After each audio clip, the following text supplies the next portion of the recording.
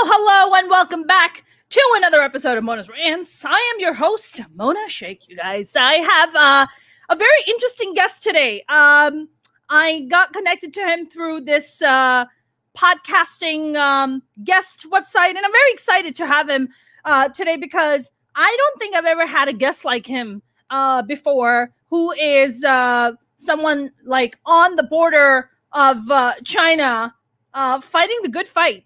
Guys, I have a very special guest. He's a veteran activist, and he's right now in Hanoi, Vietnam, on the border of China, and his name is Mitchell Nicholas Gerber. How are you?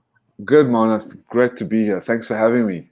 Yeah, thank you for being here. Mitchell, let's jump into it. Sure. You are currently in Vietnam. What are you doing there? Well, this is a crazy story. Crazy story. I shouldn't even be here. I should be sipping Mai Tais on the beach of Turks and Caicos in the Maldives. I have $1 million portfolio, a beautiful woman around me. But I chose not to do that. And my father and my mother went berserk all those years when I decided to take this crusade.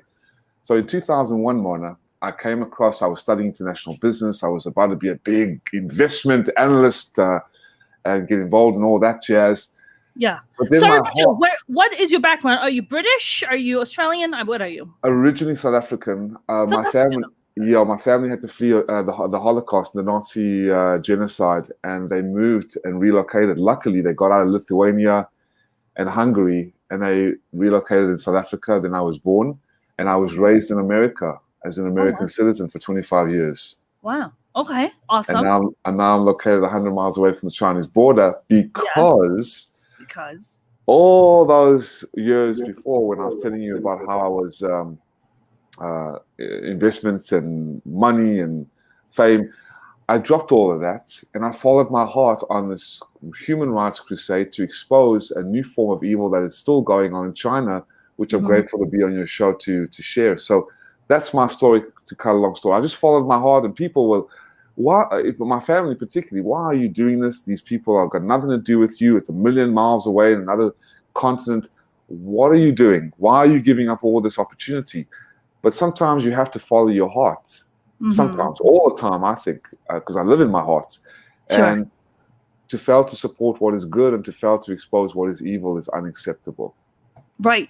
So, Mitchell, talk to me about what is Falun Gong and Falun Dafa. When I was growing up, I lived in New York City for 15 years, and I would see the Falun Gong people all the time in the middle of Times Square. I'd see them all the time. So what got you interested in Falun Gong? And if you can share with people what Falun Gong is. Absolutely, Mona.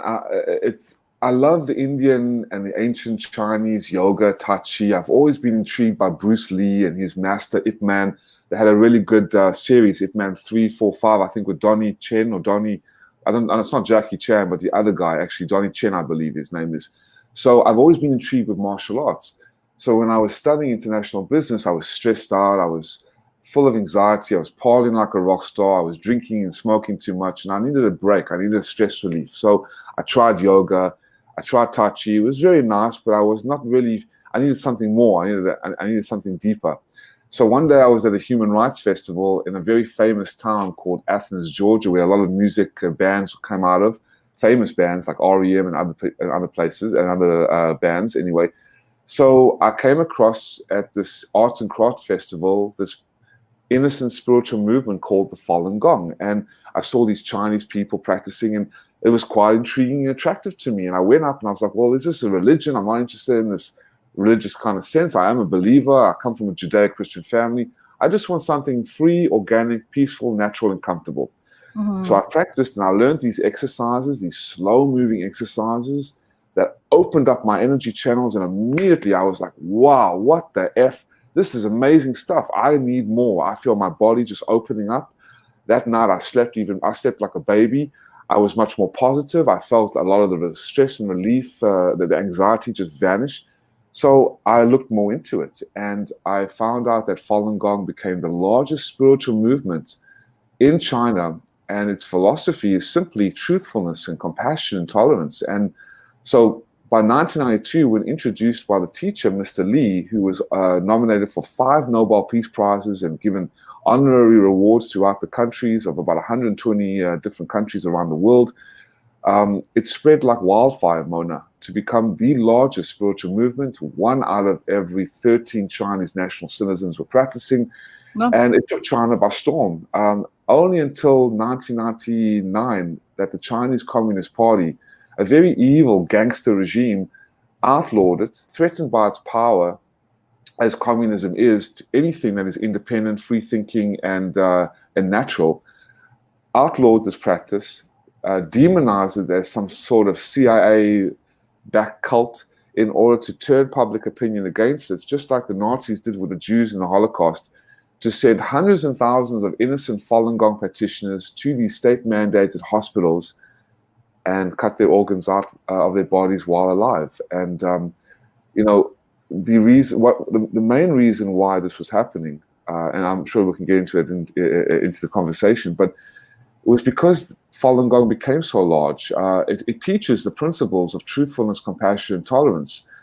3 principles that are incredibly stark contrasts to the Chinese Communist Party, which is a diabolical, sociopathic gangster regime that has killed more people than 2 world wars combined, and just has decimated 5,000 years of Chinese divine culture. And so that's where my journey started with Falun Gong. Just a beautiful spiritual movement, very peaceful, non-forceful, non-cultish, not even religious, and just add tremendous value in health and longevity to the people. Right. I have a gentleman here. He's a fan and he watches this. He says, "Mona, I don't like it when you have better looking men than me on." So there's also that, Mitchell. Apparently you're distracting people. Thank you very much. I give it all credit to the Falun Gong exercises. When you do this, you look godly. Not that I am godly. Yeah. I'm too much of a rough, rugged, and raw warrior to be godly. You know what I mean? I party like a rock star and I groove like a musician. But you know what are you going to do? Thank you very much. Apparently, Falun Gong is having effects on your looks and turning you, making other straight men jealous. This is quite the feat you just accomplished, Mitchell. Mission accomplished. Mission accomplished. Exactly. So, Mitchell, I have a question. So here you are. You come across Falun Gong, and then you're like, "Oh my God, this is like legit changing my life."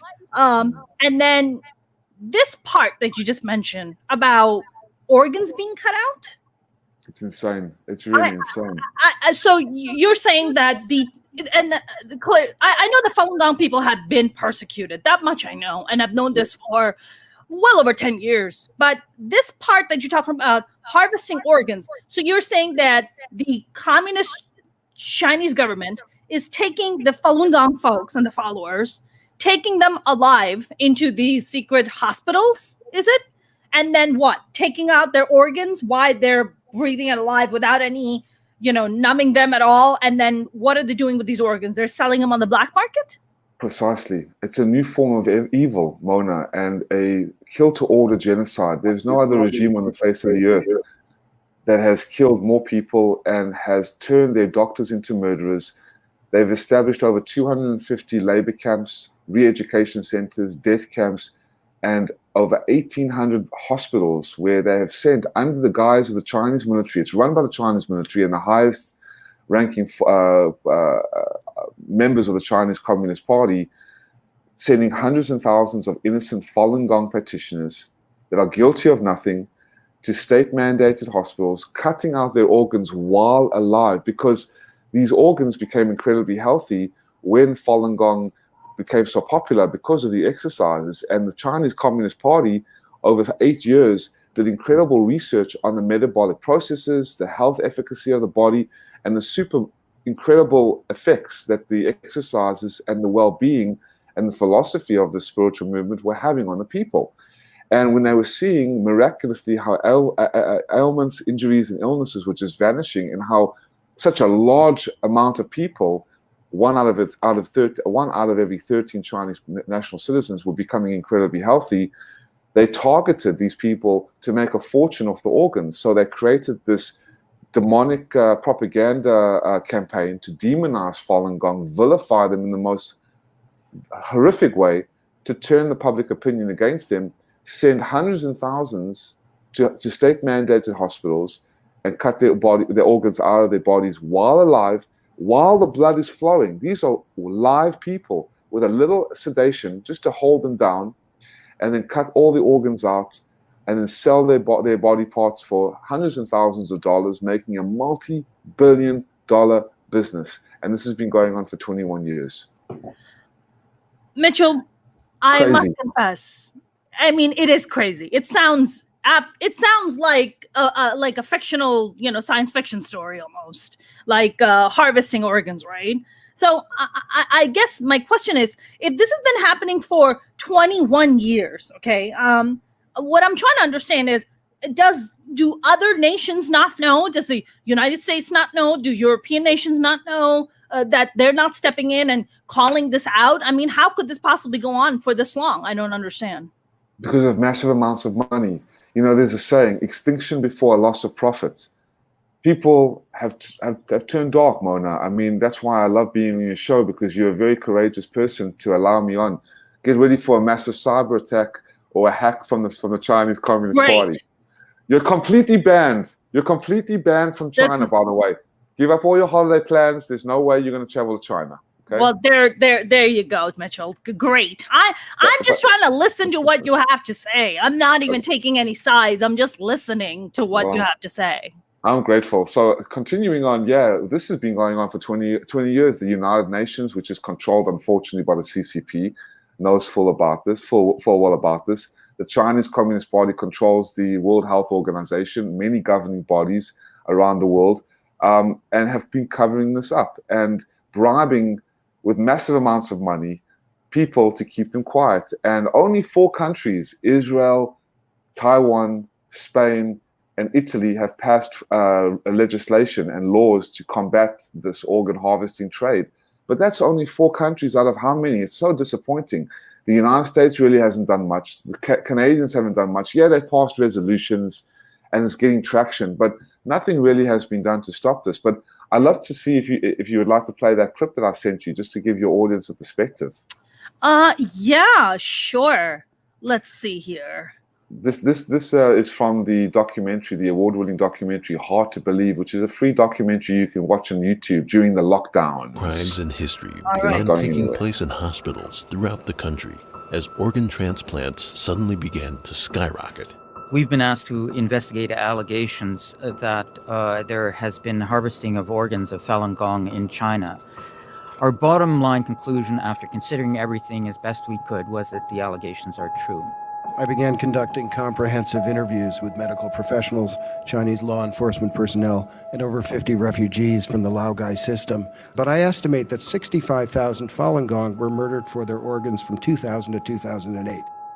Essentially what organ harvesting means is they're taking Falun Gong practitioners literally like cattle, holding them in prison camps, testing their blood and other vital organs, and when someone comes into the country that needs a heart, a liver, a kidney, they find a match, they take the Falun Gong practitioner, extract their organs, of course killing them in the process.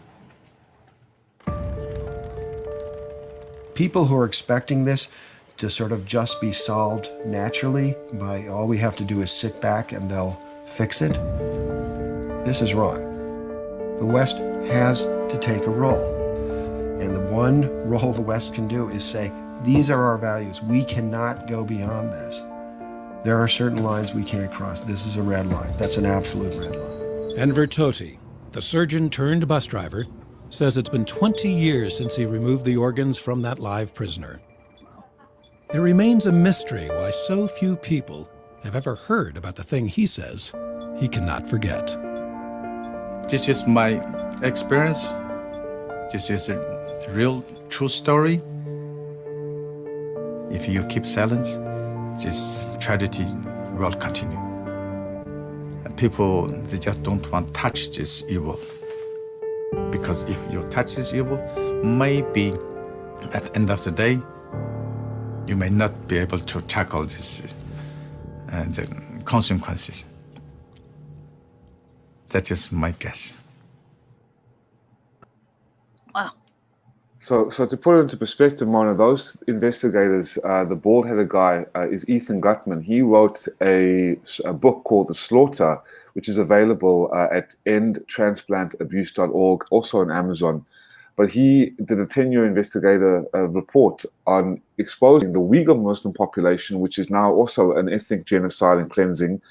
Millions of Uyghur Muslims are in detention centers being databased for organ harvesting, as well as Tibetans and house Christians. The largest group are the Falun Gong. About 95% of the organs are coming from this group. And then you have David Kilgore, David Mattis, two esquires out of Canada, that exposed and confirmed the allegations of forced organ harvesting in 2006. And now the estimated conservative numbers are between 80 to 100,000 transplant murders a year. This is insane. And then you saw Dr. Enver Tohti, who I actually went on a big talk show yesterday in the States. Dr. Enver, the bus driver, he is from China. He's a Uyghur Muslim turned Christian, but he fled China after doing a forced organ harvesting on a prisoner of conscience, and his testimony is eye-opening. He shares exactly what happened, and so this is on a large scale going on, continuing, covered up, and the world seems to just turn a blind eye, except for good people like yourself. But again, you're banned from China, Mona. Sorry. Sorry. I don't know, Mitchell. I was in. I didn't have any plans of going there. And look, I'm Muslim, and I know what they're doing to the Uyghur Muslims, and it's really horrific.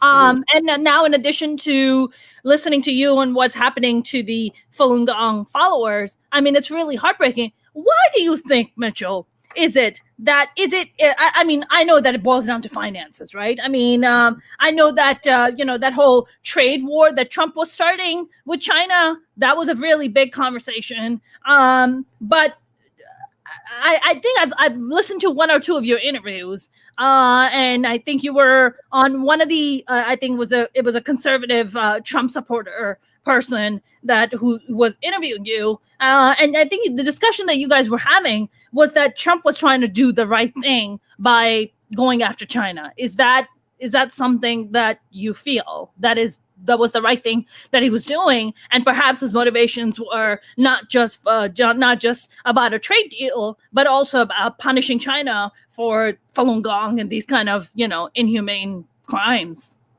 Yes, I think he tried his best. I think Obama did a little bit. I think Bush did something, but Clinton tried. I'm not sure, but yes, Trump also, he wrote into law a human trafficking law to go after human traffickers. So he did, but you see, Mona, it's so difficult to expose this. I mean, the House of Representatives, or not to expose it, but to do something about this, because we've got something called diplomatic immunity.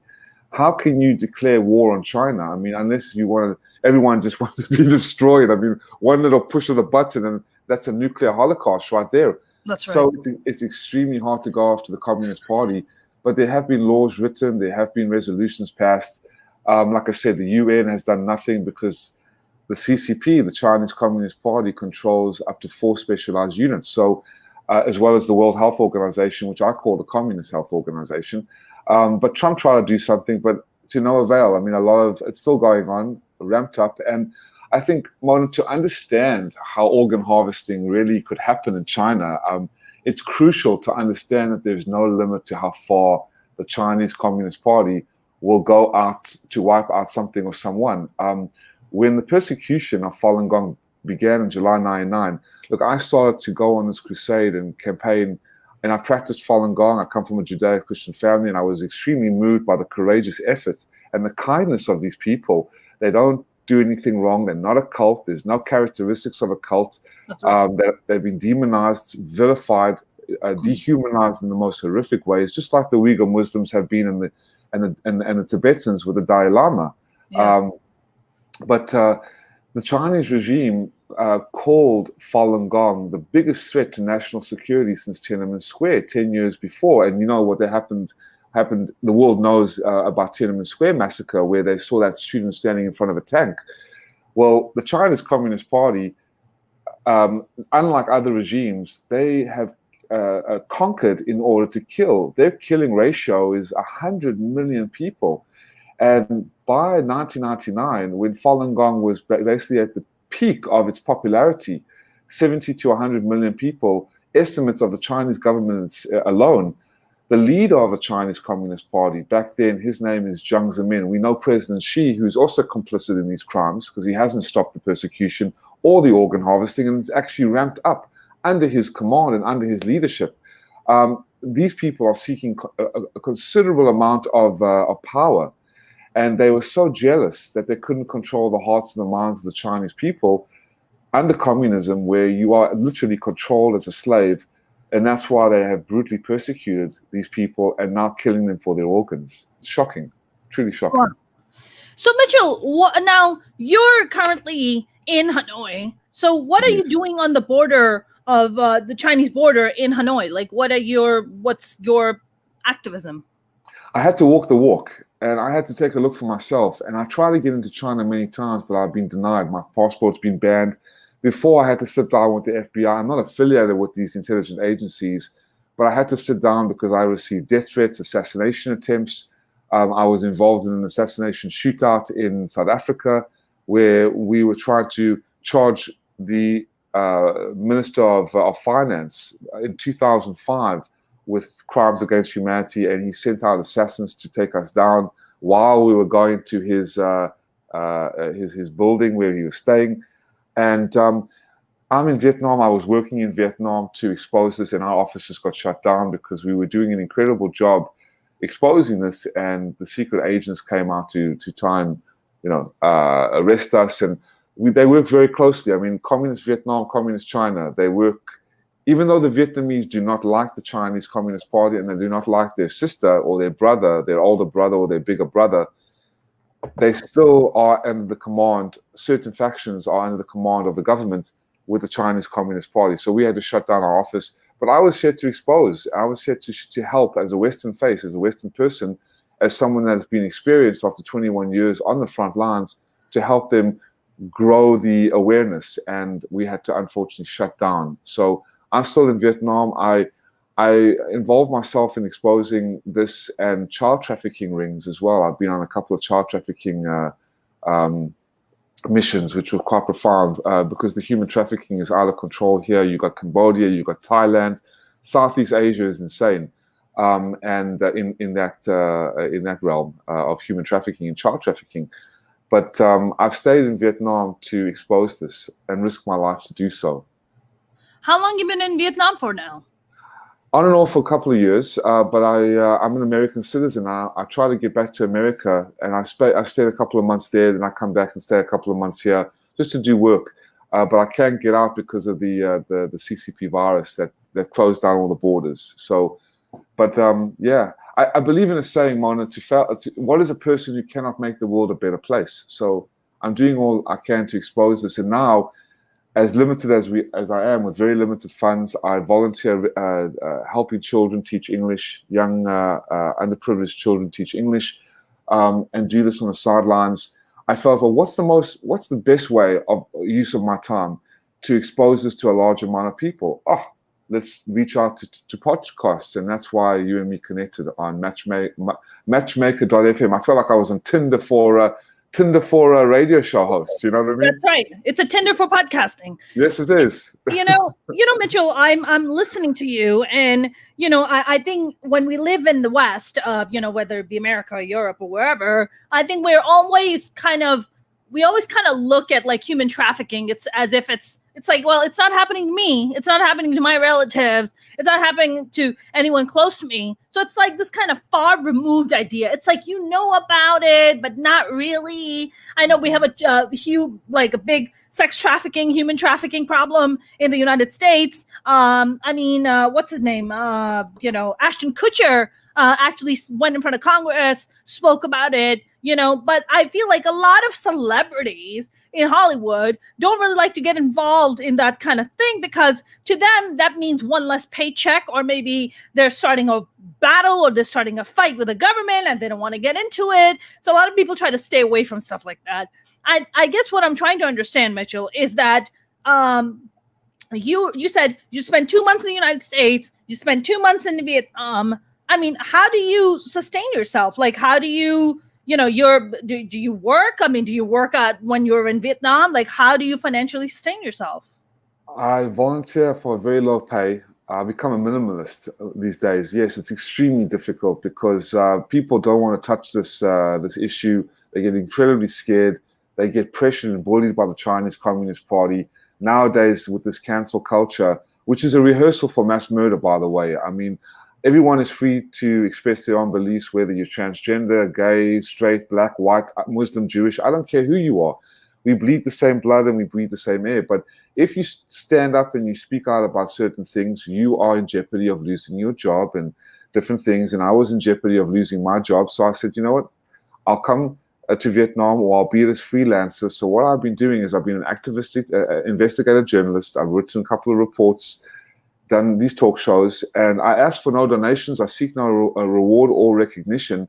So I decided, you know what, just to maintain rent and expense and a little motorbike, for some food, I'll teach children for a living. So I volunteer, teach 1 and 2 and 3 and 4-year-olds, because I feel like, you know, it's good to share and contribute to society. I opened up a human rights NGO, small little one in the States, raised some money for child trafficking victims and human trafficking victims. I've done missions all over the world.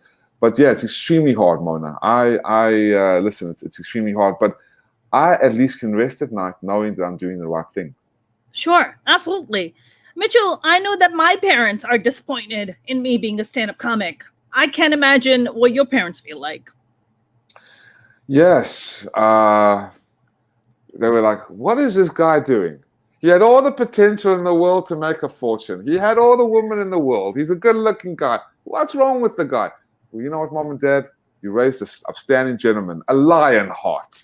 A lion heart, yes. Mitchell the Lionheart. I should have put that in my little title. You know, I think you should, Mitchell. I think you should brand that. You know, Mitchell, I look at someone like you, and I try to understand why somebody who has everything going for himself would say, you know what, fuck it, I'm just going to toss it on the side, and I'm going to go do this. So, I mean, look, some people can look at it and be like, that's really courageous. It's very kind. And other people might look at it and be like, is it really worth it? Like, why would you throw your life away? You're going up against a massive government. I mean, China is an upcoming superpower, which is going to be very interesting to see. But so is India, so is China. And I look at that and I say to myself, you know, Mitchell, you're going up against a massive government. You're going against a massive, very, very powerful communist party. How could you possibly, or even some other people getting together, could possibly make a change or even change their minds to not harvest, you know, human organs and to stop killing Falun Gong followers? And same goes for Uyghur Muslims. I mean, how could that be? Do you believe in your heart of hearts that there will come a time in your life that you'll be like, you know what, because we were doing this for so many years, we've actually changed the minds and hearts of a communist government? That's a great question. Absolutely. And one day you're going to sit back sipping your wine and saying, you know what, when everybody has this on the mainstream, because right now the mainstream media has not even wanted to touch this because they have been infiltrated and bribed and paid off by the Chinese Communist Party. So it gives me a feeling of incredible courage. I can't really explain the feeling. It's a really good, happy feeling that you can stay at night, lie in your bed at night, sleep at night, look yourself in the mirror and say, you know what, at least I'm doing something. But I didn't want to live this world for all the money and material value, which is no problem. You know, having great money, success, fortune, fame, it's a beautiful thing. It's a wonderful feeling as well. And you should deserve it if you've earned it and you've got a great niche and you've got a great entrepreneurial spirit and you've got product and service. Why not? And everyone loves your product and you can make fortunes, great. But I chose, like I said, to go on this path, which is extremely heavy, extremely lonely, and extremely arduous. But the value in that is something that no money can buy. And even though it is against the red dragon, again, I am Lionheart. And Lionheart will wield his sword. And in the future... Not to be confused with Braveheart. Not to get... Yes, but still in the same boat. Same boat, okay. Because that's because Braveheart was Scottish, so yeah. Yes. I won't be torn. Hopefully, I won't be torn limb from limb and my head put on a stick. I hope not. I hope not. Yeah, I certainly hope not. I know. I still want to come to your stand-up comedy show. Okay, I hope so. So Mitchell, I'm going to survive just for that. Okay, I'm going to please, survive. I mean, what an honor that would be that you live just for my comedy show. I hope, but then the pressure's really on. Then I gotta really bring it. When you come to the United States, where do you live in the United States? And do they stop you every time you come in to be like, what the hell have you been doing this entire time in Vietnam? No, they actually, because I'm an American citizen, and they're actually very happy when I tell them what I've been doing. They're quite intrigued, not really happy, but intrigued and quite shocked. But I said, this is what I've been doing. So I've had no problems, no. But as I said, I've had Chinese spies after me. I'm banned from China. I'm surprised I'm not kicked out of Vietnam as of yet. But I'm that kind of guy that pushes the limits, ruffles the feather, gets involved, gets my hands dirty. You know what I mean? I kind of love living on the edge and being a little dangerous. It's exciting. It's unpredictable. I think I know a thing or two about that, Mitchell. I think I know. Well, you know the saying goes, Mona, birds of a feather stick together. Yes, so, they do. Hey. Yes, they do. So thanks for getting me banned in China, Mitchell. Appreciate that. This is very mission accomplished. Can you go to Hong Kong or other territories or no? No. Hong Kong, yes, I can go. Taiwan, I can. But I wish I would have sent you the clip. I'm not sure. Maybe I can play it from my end. But it's Miss Anastasia Lin. I'm not sure if you've heard of her, but Miss World Canada. I wish you could have her on your show. You guys would just rock and roll. But Miss Anastasia Lin, she's this like 5 foot tall, like little Asian beauty, 2-time world Miss World. Went to try and compete for the Miss Beauty pageant, Miss World in China, and she got denied because she practices Falun Gong. And then she went on a whole campaign and crusade herself using her Miss World crown to expose this. I was wondering if we can play her trailer, but I don't know if we can play it on my side or your side. I'm not sure. If you want to send me the link or send me the video, and while we talk, I'll take a look at it and then we can play it. Absolutely. You know, Mitchell, I think a lot of people who might be listening to this or are listening to this would say, you know, I mean, how could this possibly go on for this long? And somebody like America, that we go around the world beating the drum of democracy, beating the drum of, hey, you know, where we stand for the truth and we stand for democracy and we stand for freedom, could possibly just keep their mouths shut, Mitchell. Why do you think the American government is so quiet in cracking down on this kind of, I mean, this is a genocide. Absolutely. Too much money involved. And I heard Joe Biden the other day, he was at a town hall and he was asked the question, look, there's an ethnic genocide, an ethnic cleansing of the Uyghur population. You've talked to President Xi. Why don't you stop this? And he actually came out. I was quite shocked. I've never heard a sitting president ever say this. Well, it's a norm. It's a normal cultural norm. Cultural norm to kill innocent people. I couldn't believe it when I heard this, and I haven't got the clip, but it's unbelievable. Like blowing it off as if it was a cultural norm. This is not expected from a U.S. president, and so I hope Joe Biden and I hope other people, thank you, to do more about this. But it's so sad because, yeah, like I said, money over human life. It's been like that. Big pharma, big tech have concealed this, and it's just the outright just. The lack of consideration to human life is appalling, Mona. I don't know how we've lost our values. I don't know how we've come to this point that people, the very people who have sworn to protect us, are actually disappointing us because they're aligning with the regime that is doing this to their people. But I sent the Badass Beauty Queen clip. I don't know if you received it, but that's why I'm. Yeah, I have it right here. So I guess my question is, this clip that we're about to see, what is this clip? Can you tell us a little bit more? Sure. This is a great trailer. This is one of the reasons. This is one of the ladies, well, Miss World, who is exposing and doing everything she can on a global scale with her popularity after winning the Miss World twice. And it's a great trailer. And I think, you know, you should have her on your show. But she has been going on valiantly to expose this. So. This is one of the reasons or one of the ways that this can be done to get the word out. So without further ado, if you would like to play the clip. Yeah, let's do it. If you told me 2 years ago I'm going to be facing the situation I'm facing, I wouldn't believe it. It sounds like a movie.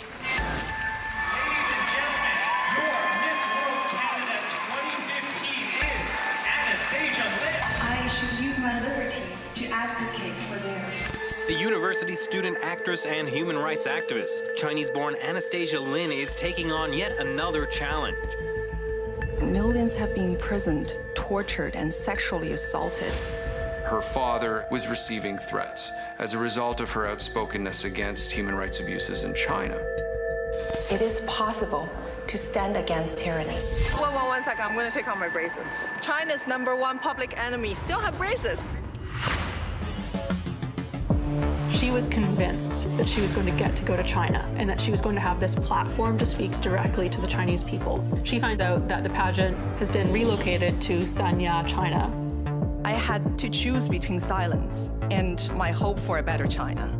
The plan was to pose as a tourist with the camera around my neck, hit record to capture whatever I could. China does not recognize a second passport. She crosses the border, she is Chinese property. 那么中共肯定是不喜欢这个。I would like to ask India to press for answers. The more visible a target she may have become, ironically, the more protected she would become. There's one contestant missing from the event. This looked like a colossal mess. What is China doing on the Human Rights Council in UN? My platform, speaking out for freedom of thought in China, was what got me here. And I need to live up to it. She's going right into the eye of the hurricane. Her own life is at risk. You don't need to be Miss World to be able to have the world hear you. My story is only the tip of the iceberg. Wow. Yeah, a courageous woman. So that's Miss World. Yeah. Has she gone missing, or is she in Canada? She's still in Canada. She travels, but she's not allowed into China. But yeah, she's facing an uphill battle. But courageous woman that has just gone all out to expose this, using her popularity, her power, and her crown as Miss World. So Mitchell, I mean, what happened? So these are just atrocities that are just gonna go on. I mean, I know that Biden came out, what was it, last week, or, and he talked about the Uyghur Muslim and the Muslims that are in the concentration camp, mainly because there's a lot of pressure that is being put on from Muslim organizations in America who are saying, hey, we have fellow Muslims that are being literally killed, like it's a genocide happening, and you need to speak up. So I think he felt, an obligation to speak up. But just like you said, there is just so much money involved. I don't know if you know this, Mitchell, but there is a big problem right now. So I'm Pakistani. I was born and partially raised in Pakistan. And there's this human trafficking happening because China has invested billions of dollars in Pakistani infrastructure. So they're basically just slowly moving in, but Pakistani government is, too, not smart to see what is it that's actually happening. So there's billions of dollars that are being pumped into Pakistan to build infrastructure and all that stuff. But there's a big human trafficking thing happening because China, for the longest time, did not allow baby girl births. They have a topsy-turvy society where there's all these men, but there's not enough girls in their society for them to be married off. So they're literally kidnapping Pakistani women from towns or villages, and they are being trafficked into China, and they get knocked out, then they wake up, and then they're in some strange city in China. They don't speak the language, they don't know where they are, and the guy who paid for them to be there is not their husband. And the guy's like, you can't leave, you're my wife, that's it. I get to do whatever I want with you, you're my property. And it's a big problem. And that issue was brought to the Chinese government's attention by the Pakistani government. But the Pakistani government was sheepishly going to them because there's billions of dollars that is being pumped. So even the Pakistani government is just I know you guys are giving us all this money, but can you guys kind of cut that shit out where you're taking our women and the Chinese government's yeah, go fuck yourself. We don't fucking care. But so there's human trafficking happening, I think, on different levels that's taking place. So Mitchell, how long do you plan on being in Vietnam until the Communist Vietnamese Party comes and kicks you out of Vietnam? Goodness gracious. Well, to add to your point, first, yes, you are completely right about the child trafficking for Pakistan as well as Vietnam. They just steal the women, they steal the children, because the one-child policy under the Chinese Communist Party has killed intentionally millions of Chinese girls. Just forced abortions, just legal, state-sanctioned forced abortions, just killing innocent people. I mean, women have a choice in America. There is a consent. However, forcefully aborting babies without the consent of the woman, forcefully harvesting people's organs without the consent of the donor is diabolically evil. And to add to your point about why the world is not doing anything is because the CCP has a broad strategy to control, Mona, over 15 special agencies of the United Nations. The CCP already leads 4 specialized UN agencies, while no other country leads more than 1. I mean, how is that possible? As Anastasia said, how is a diabolical gangster and murderer sitting on the United Nations, the very body that is supposed to take care of human rights, but is being led by a diabolical murderer? And as well as the World Health Organization, the Secretary General, whose name's Tedros, he's still in power and sits as the leader of the World Health Organization, has also been the perfect puppet for China, because as been noted, he's from Ethiopia, and he was already a patsy for the CCP, because his town is known as the city that China built, with the Chinese Communist Party funding the construction of everything from the metro system to highways and skyscrapers throughout the city, as well as the $200 million headquarters of the African Union. So you got a massive amounts of money, billions of dollars, pouring into these pockets of these corrupt politicians, even the Pakistani government, saying, oh, it's okay to kill homosexuals, it's okay to kill transgender people, it's okay to traffic Pakistani women and use them as slaves, because we're getting our pockets filled with gold, jewelry, diamonds, land from the CCP. Even major multinational corporations and big tech and big pharma have caved to and Hollywood have caved to the CCP. Nowadays, if the Chinese Communist Party says, do not put this in the scripts, in the Hollywood movies, you do not put anything in the scripts, because it's against and violates the Chinese Communist Party. And those contracts that have been signed that are worth billions of dollars will be jeopardized. So you have multinational corporations, you have Hollywood, you have governing bodies, all turning a blind eye because there's too much money involved. So for me, I'm doing all this, fighting against the red dragon, waving my lionheart sword, and what's going to happen to me? Well, I might be taken out. Who knows, Mona? But you know what? I ain't going out without a fight. And like I said, I want to survive just to come to your comedy show. So get ready. My comedy show is going to be the hope, the beacon of hope you're going to hold. Legendary, the legend of Mona. Move over, Zelda. Bring on the legend of Mona. You know that little video game? The legend of Mona. So wait, where in the United States do you reside? Do you reside in New York? Atlanta, Georgia. I come from Atlanta. Atlanta. Oh, why Atlanta, Georgia? That's interesting. My family moved from South Africa, and we moved in 1995 to the south of Atlanta. The south of Atlanta, okay. I'm a Georgia peach. Yeah, that's how they talk in America, like that southern twang. The southern twang is great. I love the southern twang. It's great. Yeah, it's great, and I miss it. But it's got beautiful vegetation, clean air, nice, vegetation and people. It's a little bit boring.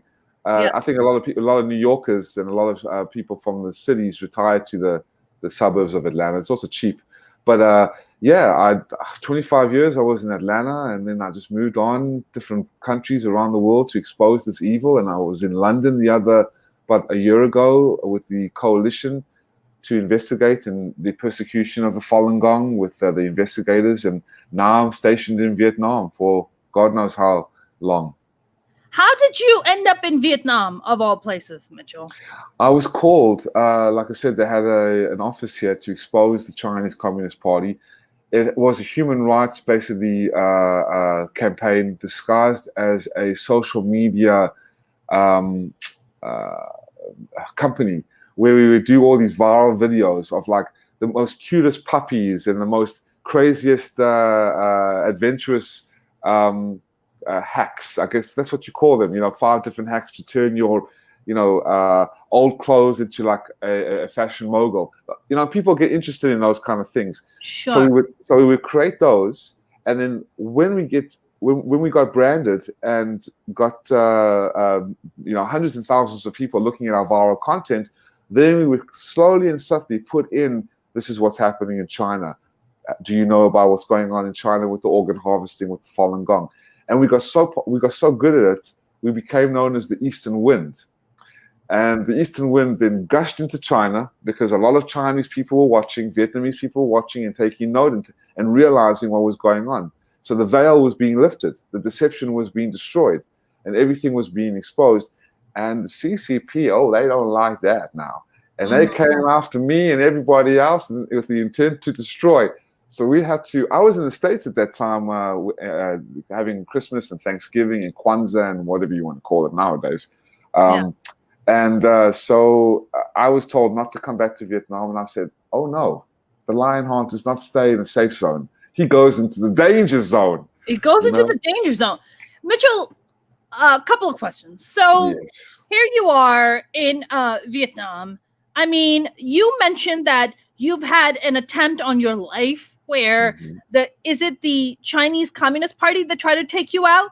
And if so, when was it, and how did they try to take you out? It was in Atlanta, Georgia. They broke into my car. I had to sit down with the FBI. I've had death threats, spies after me. Nothing physical. Sorry. When did you say? When you say you have to sit down with the FBI, did you contact the FBI or they contacted you? I contacted the FBI because it's headquartered in Atlanta, Georgia, just like the CDC and Coca-Cola.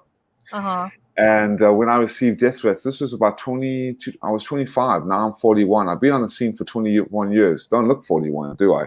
No, you don't, Mitchell. Don't look. You got it going on, Mitchell. We get it. Woo! You too, with that lovely, beautiful Aladdin type of hair. Did you say Aladdin?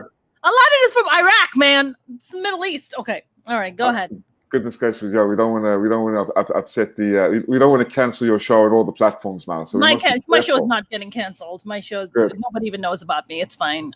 That's not true. I've been on a lot of publications. I'm lying. Go ahead, Mitchell. Sorry. Thank goodness gracious. Just keep unleashing the beast, Mona. Unleash that Aladdin. Unleash the genie. I'm listening to you. All right, go for it. Unleash the genie. Unleash the genie. Is that what we call believe me, the genie was unleashed long time ago. Thank God. Goodness. Thank God for you. Goodness. Not many people have that kind of strength. Good on you, Mona.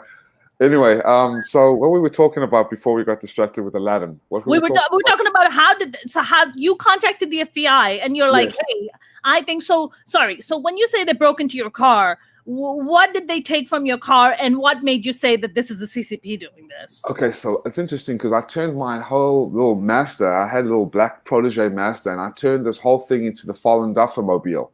I felt like I was from like Scooby-Doo, and you know how they got that little, or Ghostbusters, and I turned my whole car into all the flies because I was pamphlets and flyers and petitions, and because I was studying at Georgia State. After I went to the University of Georgia, I relocated to Georgia State University studying business, and they would have, I formed my human rights organization, and I would do a lot of booths and seminars, and anyone, just share with everybody who was listening.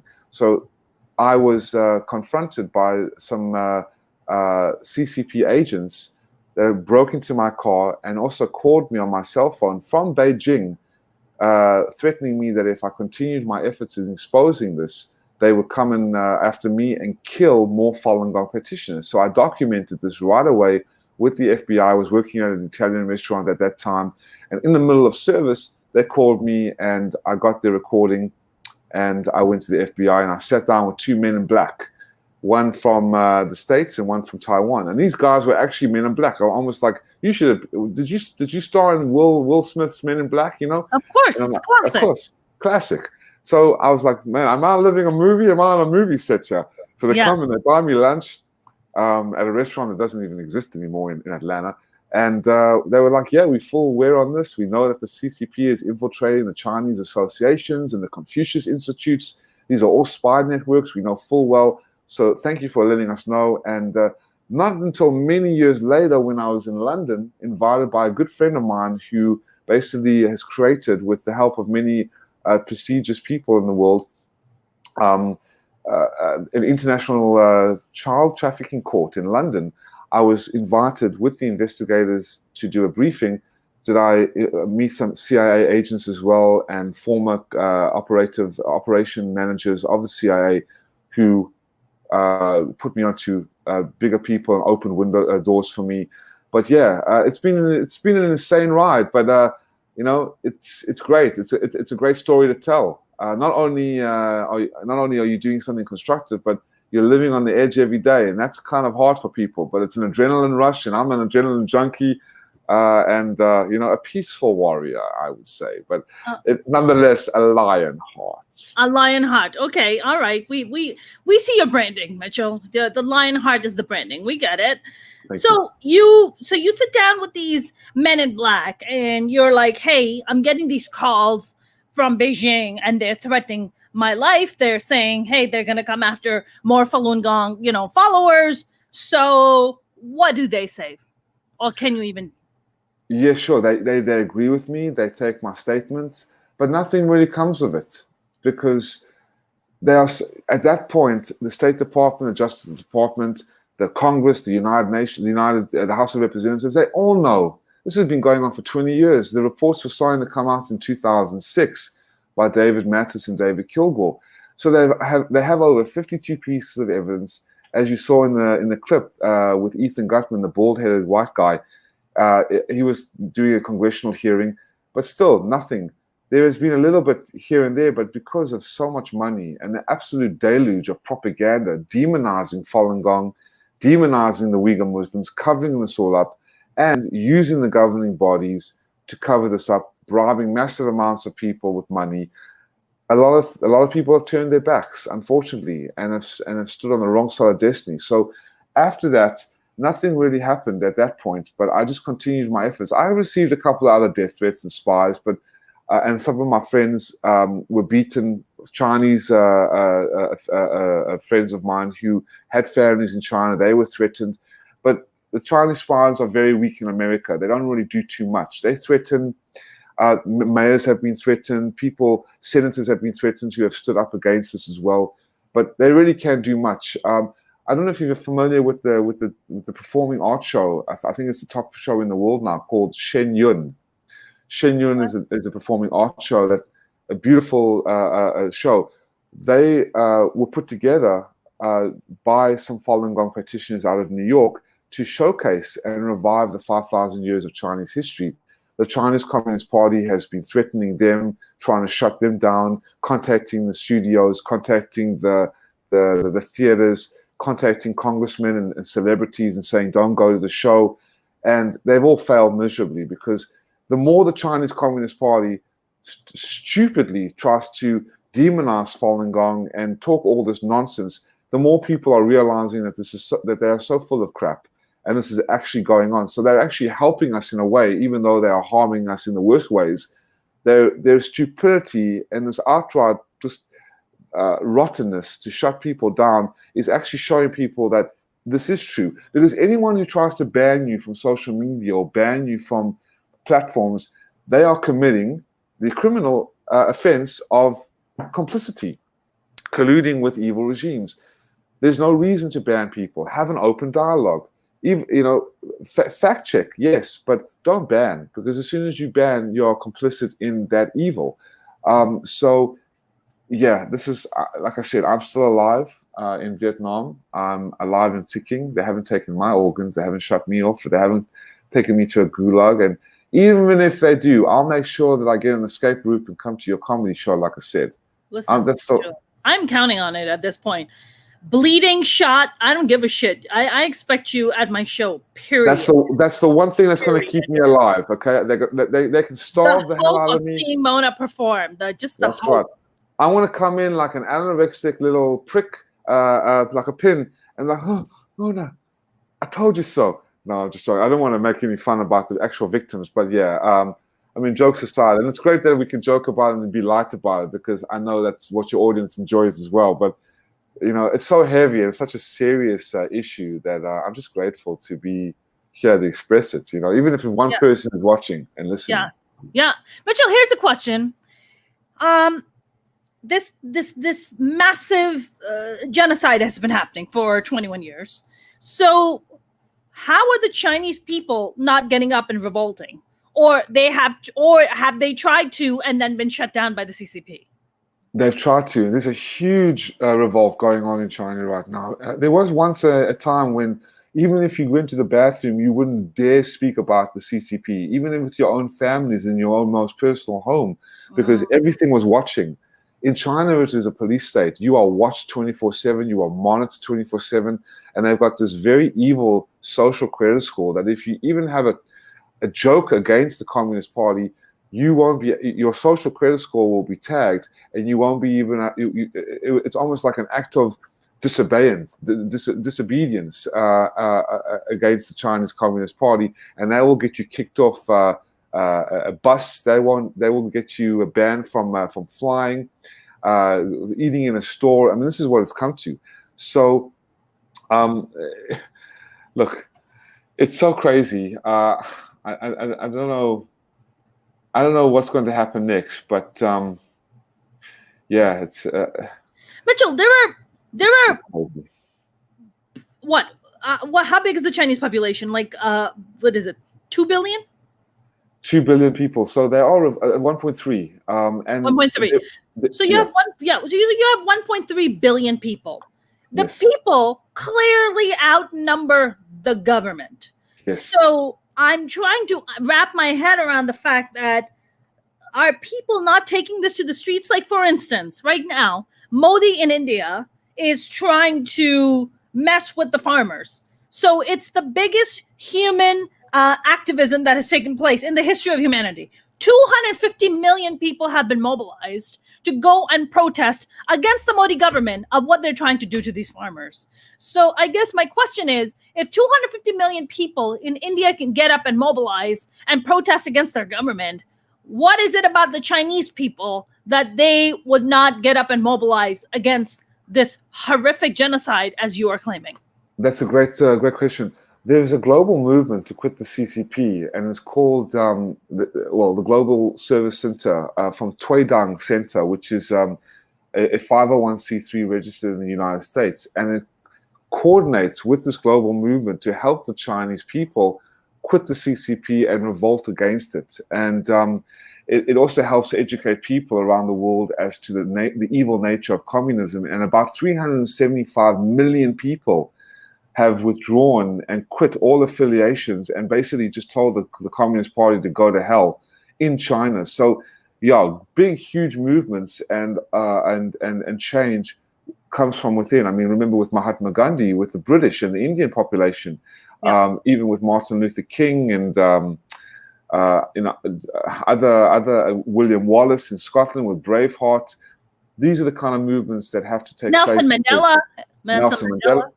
So the thing is that we can write all the resolutions we can, but if it doesn't start with the Chinese people, like you said, or the farmers in India rising up against absolute tyranny, nothing can take place. So this is what's actually happening around now. About 375 million Chinese people out of 1.3 have risen up.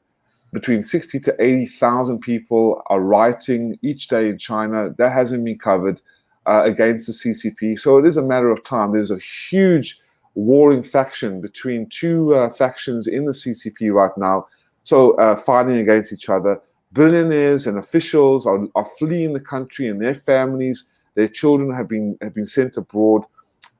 Massive amounts of money laundering has been occurring in China, because they all know that the imminent demise of the CCP and elimination of the CCP and the collapse of the CCP is imminent within the next 2 to 3 years. And then what is going to happen is an interim government will come into China. I'm not sure how that's going to all take place, but that's what I've heard.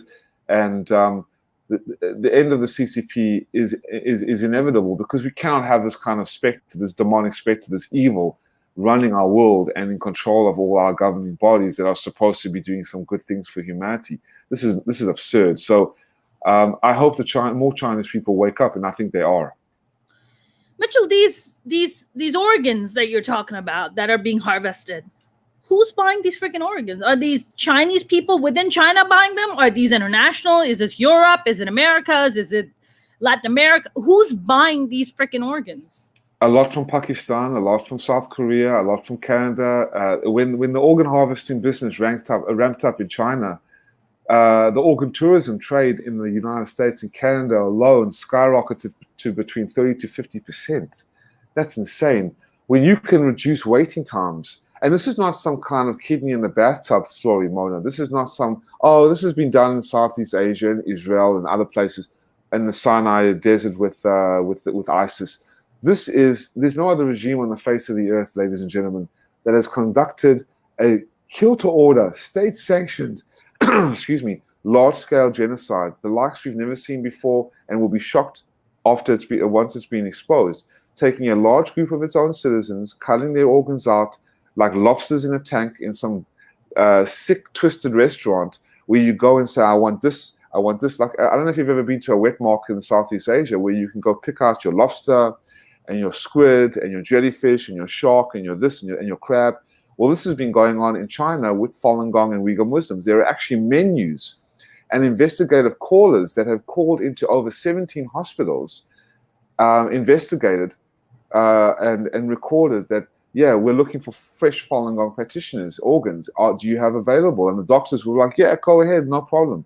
So this is really diabolical. And to understand what is really going on, it's imperative to read the reports from the investigators. And I pulled up something about where the organs are being sold to. Rich, wealthy foreign nationalists, donors, not donors, people who want recipients from these victims, or these organ victims of Falun Gong.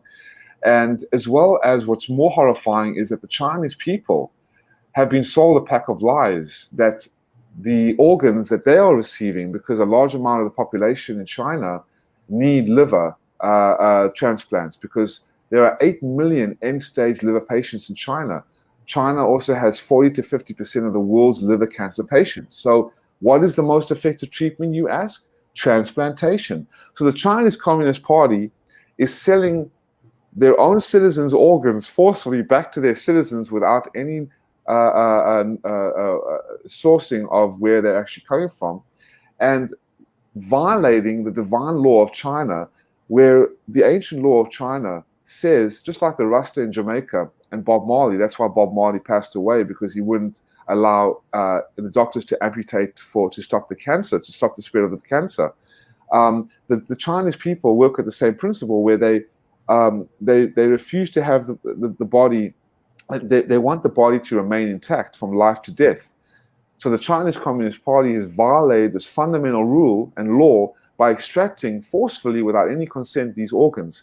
And so they have been selling back to the Chinese people, medical associations, biotech firms, the body worlds. I'm sure, have you ever been to the body worlds, Mona? Where there's these huge body worlds where you will see, you pay a lot of money to go in, and you see these cadavers performing all these sports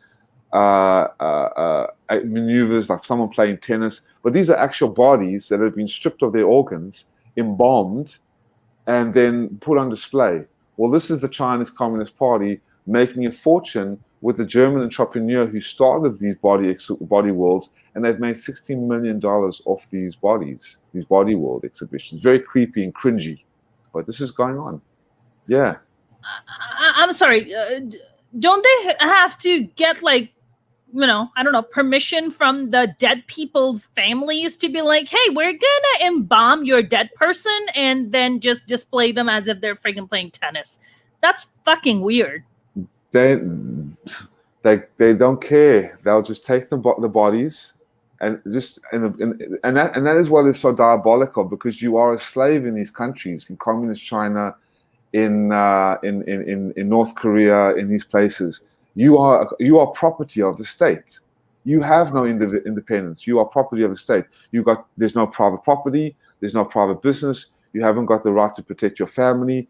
Even when I work with journalists here, with big media companies who have sat down with me anonymously and in secret, they have said, even their Facebooks, they have to coordinate with the Ministry of Telecommunication and the Ministry of Technology before they even are allowed to post on Facebook.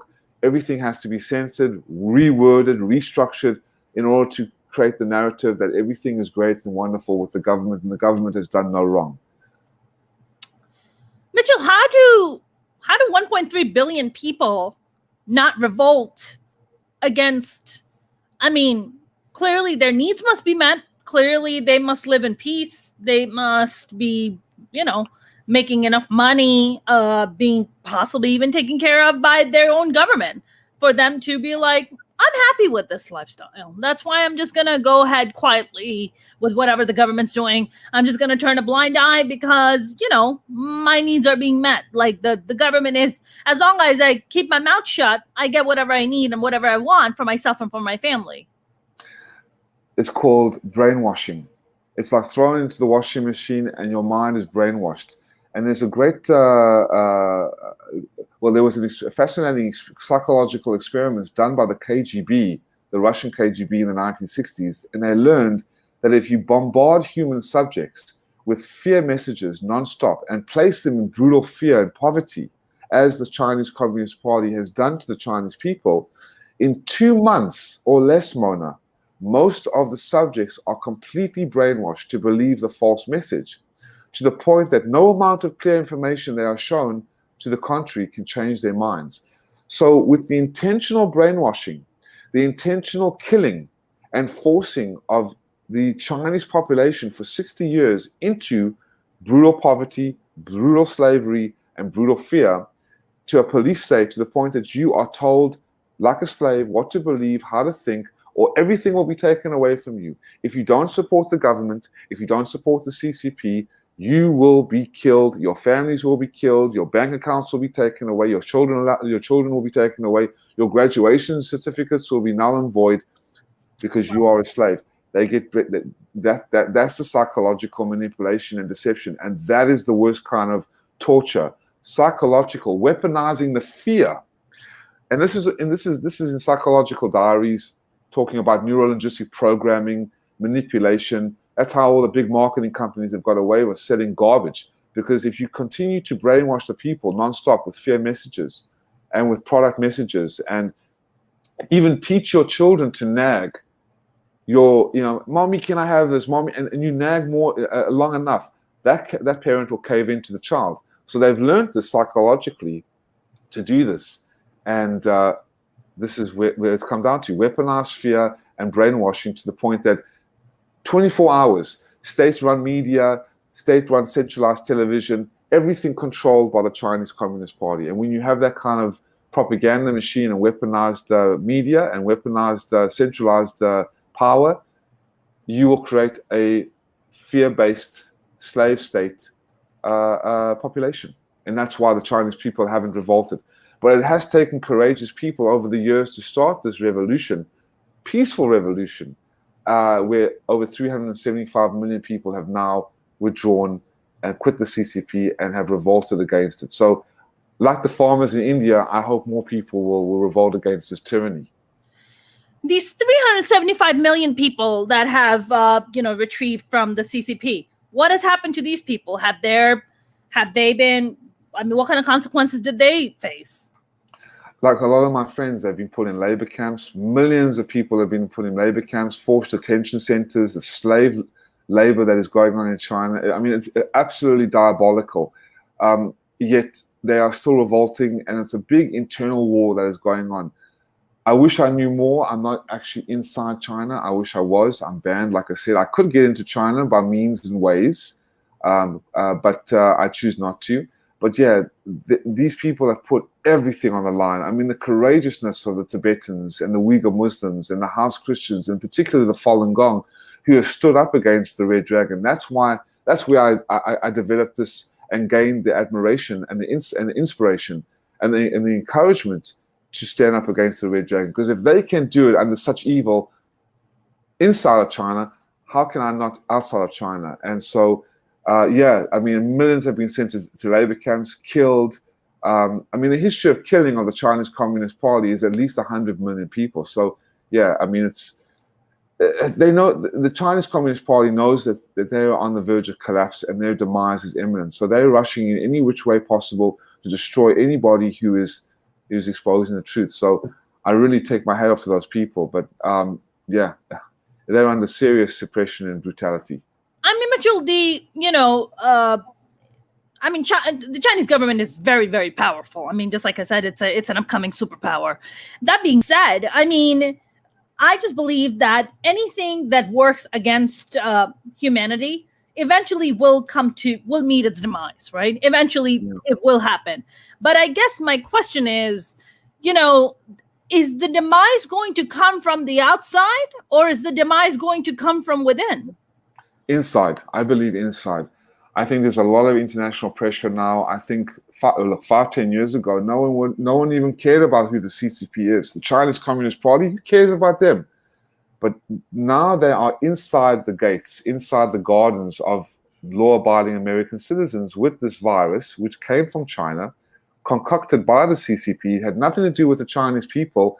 Actually, millions have been affected in China and countless deaths. I mean, the crematories have been going non-stop in China, burying the bodies to conceal this evidence. It has been confirmed that the CCP virus, the coronavirus, has been man-made in the Wuhan lab. The former CDC director came out and talked about this, and many high-ranking officials have also confirmed this, virologists, doctors. Wait a minute, Mitchell. That's okay.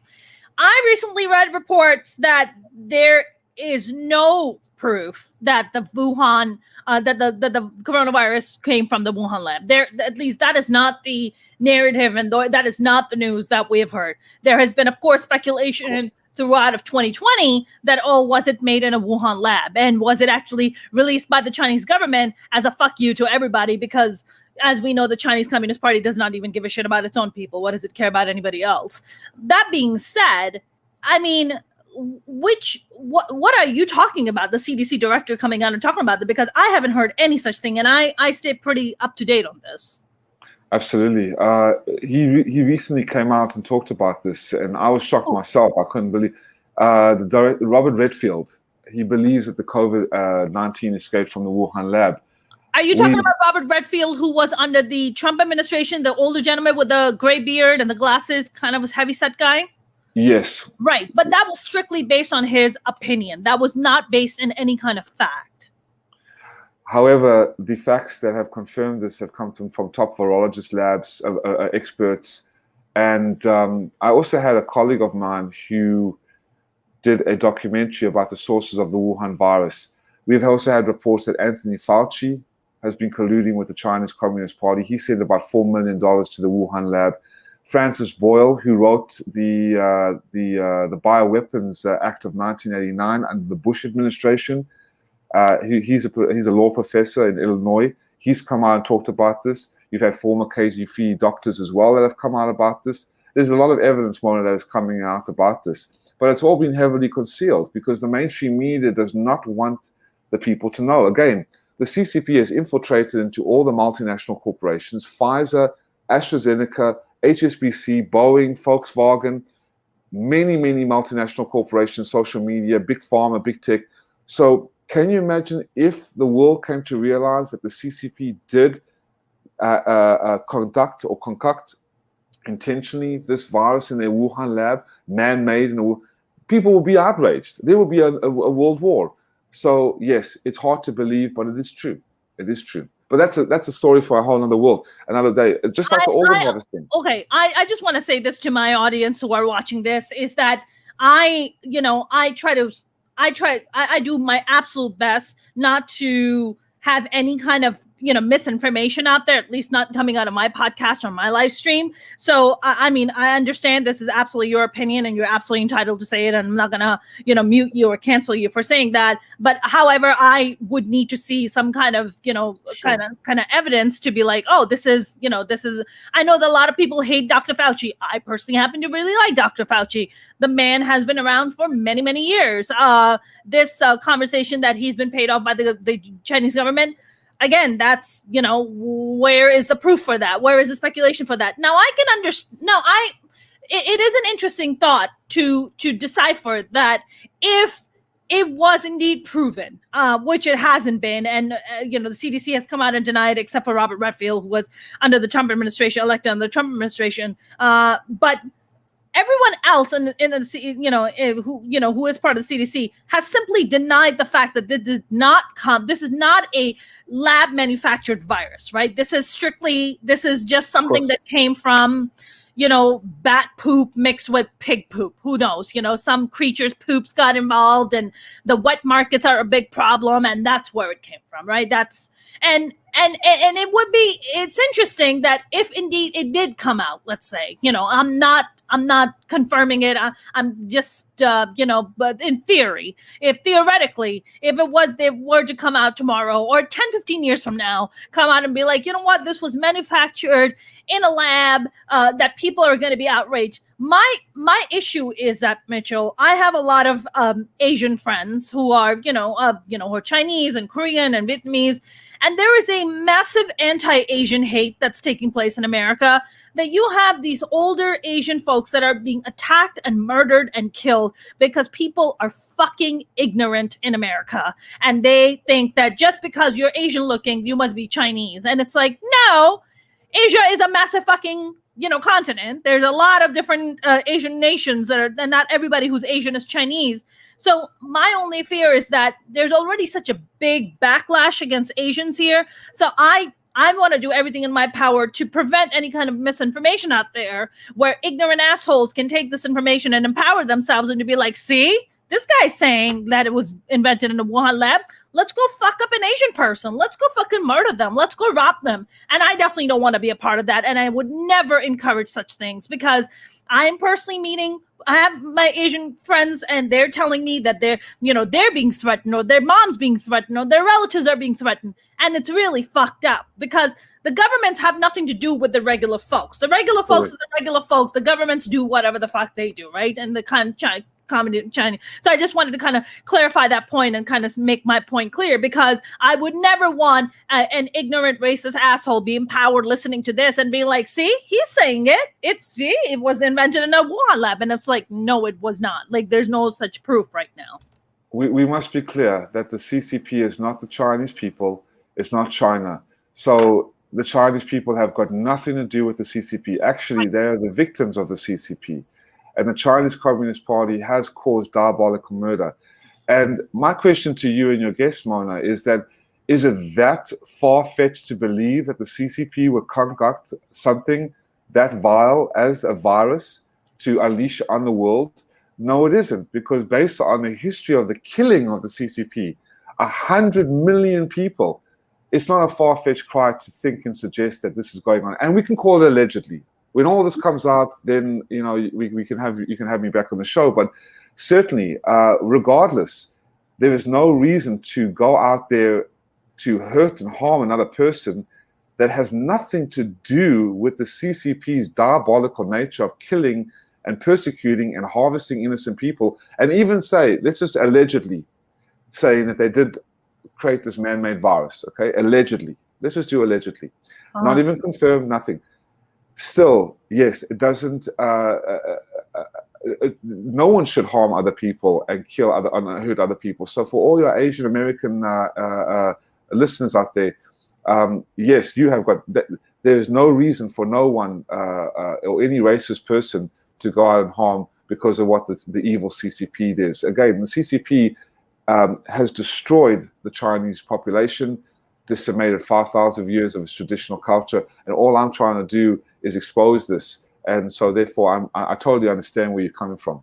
Yeah, I mean, I just kind of want to be clear about that. I have one last question here, and then we're going to wrap up. If Falun Gong had remained a small movement, does Mr. Gerber feel they would have been left alone, or is their philosophy perceived as a threat by the CCP? Yes, James, great question. If it was that small, yeah, it would have been left alone. Actually, it was encouraged and it was honored by many Chinese agencies under the government in China. Mr. Li, the founder, received honorary awards by the Chinese government. Even the highest ranking officials of the Chinese Communist Party and the military generals were practicing Falun Gong in their families by 1998. But because it mushroomed to become the largest group in China, 1 out of every 13 Chinese national citizens were practicing, it was considered a threat. The Falun Gong movement outnumbered the Chinese Communist membership by 30 million people. So that's huge in itself. And as far as the philosophy, well, the reason also that the Chinese Communist Party has destroyed or tried to destroy Falun Gong is because of the ideology of truthfulness, compassion, and tolerance.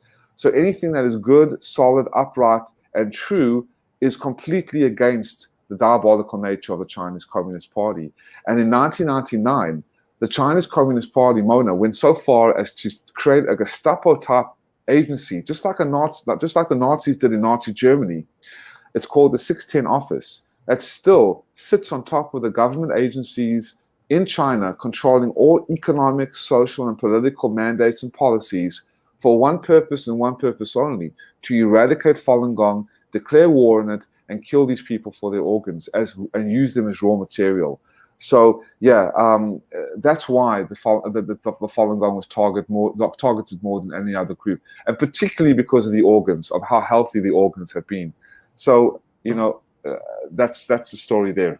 How did they even stumble upon organs? They're like, got a lot of good stuff in there. What's going on over there? Oh my God, look at that healthy ass liver. Oh my God, that liver looks amazing. Absolutely. I mean, that's why. Look, I mean, who's the asshole who's like cutting these people open and being like, let me look into these organs. You kind of look healthy. What's up with that? Your health. What's going on the inside? You know? Absolutely. They investigated everything for 8 years because they would see hundreds and thousands of people, millions of people practicing the Falun Gong exercises in the parks, in the stadiums, at work. And the government was like, oh, I'm going to make a fortune off those organs. But before we can do that, we got to brainwash the people into believing that this is some kind of conspiracy theory, that this is unbelievable, this is just too good to be true, this is too good. So that's how they got away with it. The absolute deluge of propaganda, going 24 hours, demonizing Falun Gong, they got away with it by sending hundreds of thousands to re-education centers, to re-educate these people back into society. And not only did they do this, they created a cold genocide. Have you ever heard of a cold genocide, Mona? I've only heard of hot ones. Okay, well, it's not Heartlanta. I was in Heartlanta. I only deal with hot things, Mitchell. You are a wildflower, and God bless you, Mona, with that hair. It just flows with the fiery scent. This kind of heat my hair's bringing on. You better watch out now. You better watch out. Gotta watch out. Cold genocide. Cold. Is that what you said? Cold genocide. Is that what you said? Yes. Let me explain to you. So, in particular, there was an article from the Scholars Commons, which is basically the Genocide Studies and Prevention, an international journal, and they have come out a very detailed report, like many, that the destruction of Falun Gong practitioners is not only physical but psychological, social, and spiritual. Subtle in terms of visibility, and it's normalized in the society in which it takes place. So they normalized, the Chinese Communist Party basically normalized the genocide as if it was just some ordinary thing, and it was actually legal and okay to send the Falun Gong practitioners to re-education centers. But little did the Chinese people know that and that they were being killed. But murder is legal in China. It is. I had Dr. Envatotti, the chief surgeon, who did a forced organ harvesting on yesterday on our show, and he was talking about how instead of being punished for his forced organ harvesting that he did, he was actually praised by the Chinese people because they have been brainwashed into believing that killing is acceptable. Murder is acceptable. Doing this to people is acceptable. This is how the Chinese Communist Party has psychologically brainwashed and manipulated the Chinese people. And that is why they haven't revolted as of yet, as you have said. Mm-hmm. Why hasn't 1.3 billion people done something about it? Precisely because they've been brainwashed. Mitchell, this has been a very interesting, informative conversation. do you like people to follow you on your social media? And if so, what is your social media where they can follow you? You can, honestly, I would rather people go to the websites if I can, because again, it's not about me. What are the websites? I'd love people to just share. First of all, the documentary that the clip was shown from is called Hard to Believe documentary, and that's on YouTube. It can just be viewed 54 minutes from Swoop Films called Hard to Believe. Great documentary. There's another website called faluninfo.net. faluninfo.net. And that talks about what exactly. And the last one, just not to overwhelm people, endtransplantabuse.org. Endtransplantabuse.org is the other website where all the reports for all the cynical people out there, those are the skeptics out there, can go and read the reports free of charge, watch the videos. Endtransplantabuse.org. Yeah. And that's all she wrote, Mona. That's all she wrote. I want to survive, and I want to come to your comedy show. Just make sure it's all rocking. But make sure I get the red carpet treatment because I'm going to be your #1 fan. There's no red carpet, Mitchell. You just show up. There's literally no red carpet. We don't do carpets. It's too much. Okay. Aladdin already took mine, so it's Oh man, I need to conjure up a magic carpet here before I come. So. Yeah, please do. That would mean the world. What James said, it was an interesting chat. So Mitchell, thank you so much. Thank you so much for tuning in. This has been great conversation, and hopefully we'll bring you back on, and hopefully they'll stop harvesting human organs as you described. So that would be more peace in the world. That's what we need, more peace. Absolutely. And I'm so grateful that people have just come to learn about this and share about the Falun Gong. I'm very happy, Mona, and just keep rocking your groove, living your dream, and riding your wave. And I'll catch you soon enough at your comedy show. That would be great. In Hotlanta, Mitchell. In Hotlanta. All right, my friend. Thank you very much. Stay safe out there. I will see you soon. Take care, Mona. Thank you, guys. Bye. That was Mitchell Nicholas Gerber. You guys, that was a very interesting chat. I mean, I was getting my mind blown listening to all this. Hopefully, I'm not going to have a Chinese cyber attack to try to take my channel down or my social media for that matter, because I am just a listener. So we'll find out. We'll find out if I've been hacked. You guys, if you haven't subscribed to my YouTube channel, please do. You can go to youtube.com/Mono Shake Comedian for all these incredible chats that I've been having. I'm on my 142 episode today. I've been doing this since the beginning of the pandemic, so I'm very grateful for you guys been following and watching and supporting. So thank you so much. You can also follow me on TikTok at Mono Shake Comedian, also on Facebook with the same name, and of course on Instagram and Twitter at Mona's Comedy. You guys have a good evening. I will see you tomorrow. Good night.